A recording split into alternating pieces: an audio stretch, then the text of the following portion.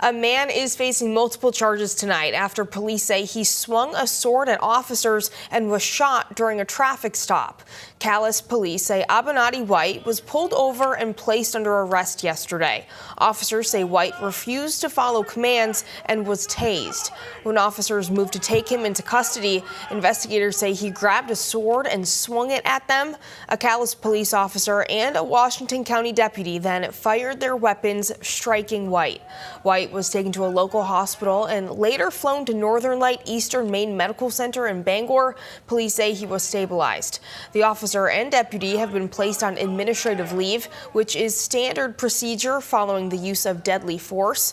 White is charged with failure to stop, operating after suspension, failure to submit to arrest or detention, and criminal threatening with a dangerous weapon.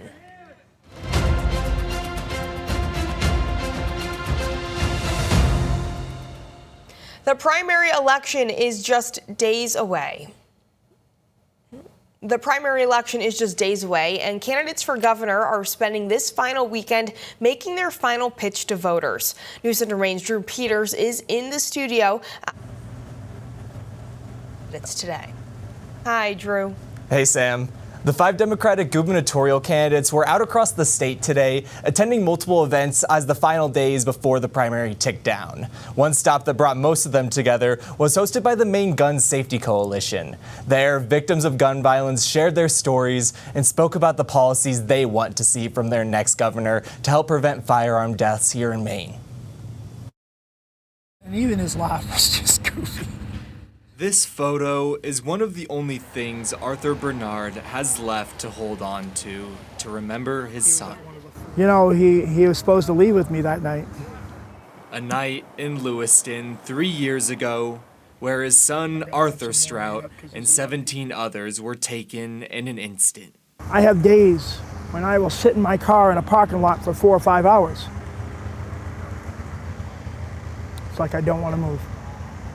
Then I finally go home. I'm exhausted because one little thing triggered a memory that triggers 1,000 memories. Countless painful memories pushing Barnard and others to ask Maine's gubernatorial candidates, what will you do to prevent others from becoming victims of gun violence? There are too many people that are irresponsible who are selling guns to people they don't even care who they sell it to. Democratic candidate and Secretary of State Shenna Bellows highlighting the need to close current loopholes in state laws, allowing private gun sellers to avoid background checks. We don't have accountability for people who sell firearms or allow children to get firearms, and then that leads to murder or to suicide.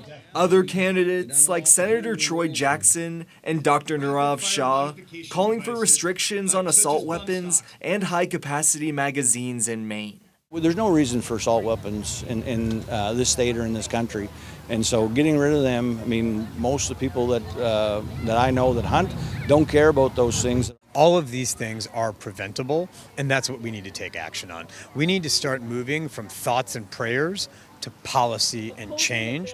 But former Maine Speaker of the House, Hannah Pingree, also argues it's just as important to look at ways to better enforce our state's red flag law. As governor, we need to coordinate with our courts, our public safety officials, our mental health providers to make sure that that law really works. And while some of the ideas make him hopeful, Barnard says the most important thing for Maine's next governor is to be thorough with the laws they enact. These are laws that affect everyone. Safety for everyone. Now, after that gun violence rally, those 4 Democratic gubernatorial candidates also made their way to Hollowell for the town's Pride Parade. There, they were joined by fellow Democratic gubernatorial candidate Angus King III, along with 3 of the 4 Democrats challenging Paul LePage for Maine's 2nd Congressional District seat.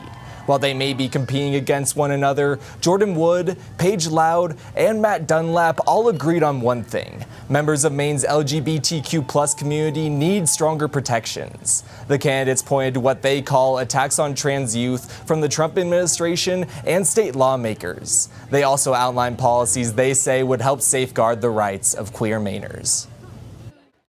Something I want to focus on in Washington is passing the Equality Act and the Trans Bill of Rights to make sure queer and trans people have all the protections they need in their homes, workplaces, out in the community. Pride has always been an important month for me personally as a gay man, and I think in today's climate when LGBT rights are under attack, it's more important than ever that not just LGBT people but allies to come out and show their support for the community. Obviously, we want to enforce and shore up our anti-discrimination laws and also amp up our education efforts so that people understand that just because someone's different doesn't make them bad.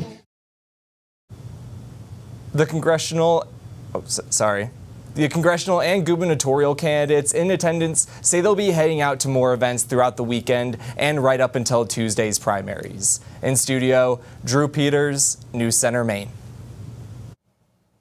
Thank you, Drew.